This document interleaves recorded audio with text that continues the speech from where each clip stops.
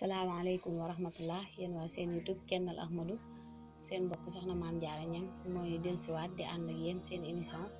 yóbbalu safar gi ñu ci ànd ak suñu jëwriñ Serigne Mor Kennal waaye tey jii nag ci 12 safar bi ñuy commencé fi nga xamante moom la Serigne bi waaje bay ñibbi si Sénégal ginnaaw bi nga xamante ni tubaab yi yóbbu woon nekkoon na ci tubaab yi fañ ko yóbbu woon mu am juróom-ñaari at yoo xam ne teg na juróom-ñaari weer léegi nag bi mu préparé nag bay ñibbi si Sénégal kon xam naa fi la ñuy commencé suñu waxtaan kon Serigne Mor bismillah. asalaamaaleykum soxna Bisri ñu ngi lay ziare bu baax di ziare mboolem waa seen YouTube Kennal Ahmadou di wax ni ñu ngi kon war a àggale fi ñu toll woon tey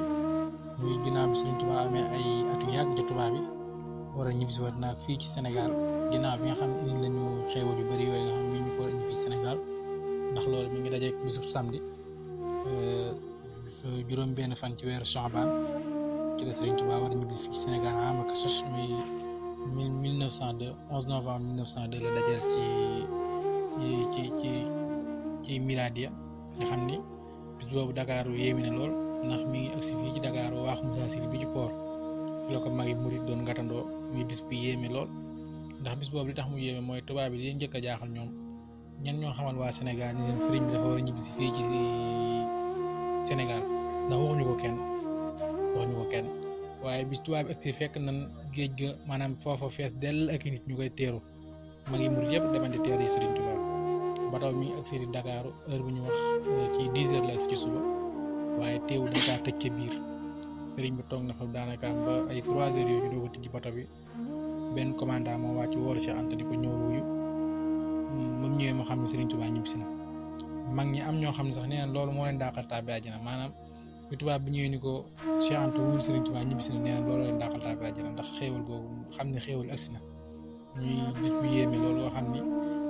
murit yi bëgg nañ lool ndax jàpp nañ ni Serigne bi moom dañ koy tubaab bi dañ koy sànq te mujjewul am loolu mujjewul am li mujj am mooy dem na lim leen waxal ndax bi mu tàggatoo newoon naa la taxaw na ci bunt bi ni leen taal leen ma ñaari leen maa ngi dem te ñëw kon bu ñu ñibbisee rek kon mbégte day amaat ndax waxal na leen mu ngi ñëw ndax wa wasalu li Dakar yow ma sabti saari Chaban ama kachash ba ma daa minu ila Ndar waaye bi ñu ñëwee Sénégal nag ci juróom-benneel fanu Chaban dafa jubal fa ñuy wax Ndar mu am fa fukki fan ak juróom wa makasi fii 15 yow mi Ramadan maanaam Serigne Touba kon bi mu jógee Dakar dafa wutiwaat Ndar ndax tubaab yi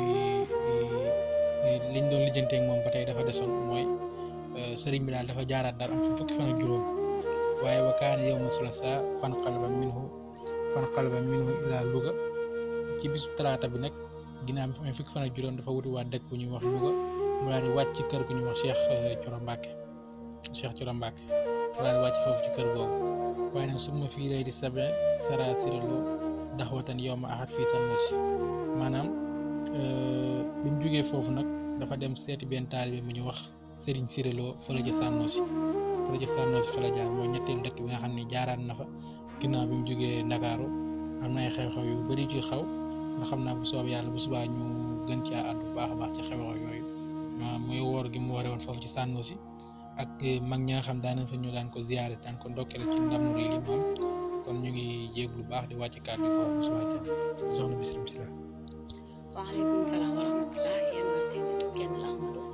kon yóbbalu safar gi nii noonu ñu ci doon ànd ak suñu jëwriñ Serigne Mor Kennal kon bu suba jàmm incha allah jërë ngeen jëf.